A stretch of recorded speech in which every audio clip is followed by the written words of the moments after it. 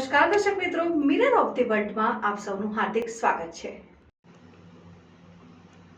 ડભોઈ સરિતા ફાટક પાસે પ્રથમ એક સાઈડના બનેલા રેલવે ઓવરબ્રિજની આજુબાજુની બ્રિજ ઉપર બમ્પર બનાવવામાં આવ્યા છે ને પલાસવાડા રેલવે ફાટકની આજુબાજુ રોડ ઉપરના બમ્પર પણ સફેદ પટ્ટા નહીં મારવાને કારણે ટુ વ્હીલર વાહન ચાલકો અકસ્માતના ભોગ બને છે અને પડી જવાના અનેક બનાવ સામે આવ્યા છે। બેદરકારીને કારણે વાહન ચાલકો ભોગ બને છે।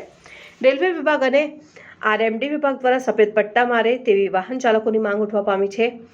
ડભોઈ સરિતા રેલવે ફાટક ખાતે પ્રથમ બનેલા ઓવરબ્રિજ માર્ગ ઉપર ઠેર ઠેર ડમ્પર નાખવામાં આવ્યા છે, પરંતુ તેની ઉપર કલરના સફેદ પટ્ટા નહીં મારવાને કારણે ટુ વ્હીલર વાહનોના અકસ્માત થતા હોય છે અને પડી જવાના બનાવ પણ બનતા હોય છે।